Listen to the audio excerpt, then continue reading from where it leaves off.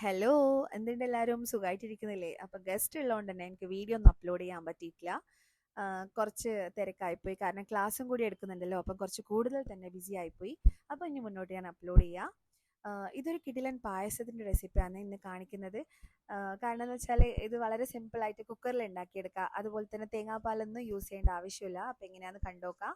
ആദ്യം തന്നെ ചെറുപയർ പരിപ്പ് കഴുകി വൃത്തിയാക്കി ഒന്ന് വെള്ളം തോരാൻ വേണ്ടി വെച്ചിട്ടുണ്ട്. അതിനുശേഷം കുക്കറിലേക്ക് നെയ്യ് ഒഴിച്ചു കൊടുത്ത് ഒന്ന് ജസ്റ്റ് റോസ്റ്റ് ചെയ്തിട്ട് ഒരു പിഞ്ച് ഉപ്പ് ഇട്ടിട്ട് ഒന്ന് നല്ലോണം വേവിച്ചെടുക്കാം. അതിൻ്റെ ഇടയ്ക്ക് ജാഗരി പൗഡർ ഉള്ളതുകൊണ്ട് തന്നെ വേറെ മെൽറ്റ് ചെയ്തെടുക്കേണ്ട ആവശ്യമൊന്നും വന്നിട്ടില്ല. അതിൽ തന്നെ ഇട്ടുകൊടുത്ത് അതിനുശേഷം 2 ഏലക്കായ ഇടുന്നുണ്ട്. പിന്നെ ഇതാ ഞാനൊരു 1/2 ലിറ്റർ പാല് കാച്ചി വെച്ചിട്ടുണ്ടായിരുന്നു. അപ്പോൾ അതാണ് ഒഴിച്ചു കൊടുക്കുന്നത്.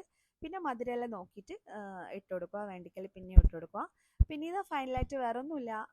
നമ്മൾ നെയ്യ് ഒഴിച്ചു കൊടുക്കുന്നുണ്ട്. അണ്ടിപ്പരിപ്പും മുന്തിരിയെല്ലാം ഒന്ന് വറുത്ത് കോരി ഇതിൽ ഒഴിച്ചു കൊടുക്കുക. അപ്പം നല്ല ടേസ്റ്റാണ്. എന്തായാലും ഒന്ന് ട്രൈ ചെയ്ത് നോക്കുക. കാരണം തേങ്ങാപ്പാൽ ഇല്ലയെന്നൊന്നും മനസ്സിലായി.